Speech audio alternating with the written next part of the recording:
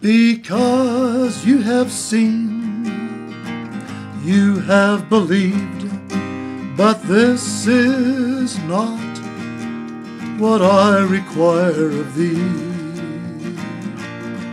More blessed are they that have not ever seen, and yet only believe.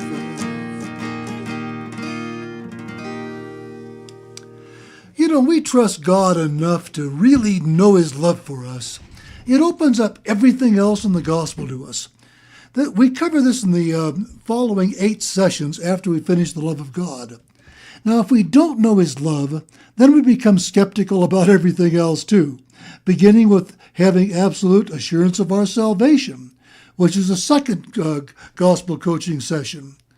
If we can't trust God's love for us, how in the world will we totally trust Him for salvation or for anything else? As we saw last time, Abba Father loves us as much as He does Jesus, His only begotten Son.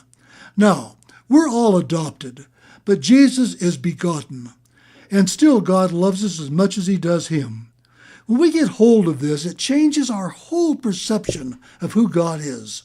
It allows us to live life totally joined to Him, being one with Him, and constantly aware of His presence. Paul tells us that the dynamic, synergistic power of God's love is something, he says, just passes knowledge. This means we can't really believe it in our heads. It just goes right over our heads. But God does reveal it to us in the gospel. And this is how we live the abundant life of Jesus. Living His abundant life, we live in more prosperity and health and blessing and power and in everything else. But then Paul says God's love is what fills us with all of His fullness, and then His power is able to do in us more than we can ask or think.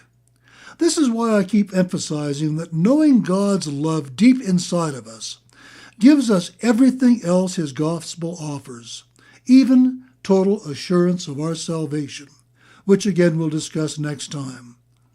Now, I'll also share with you that most Christians don't have absolute total assurance of salvation because they don't know the unconditional love of God for them as is found in the gospel of Jesus Christ.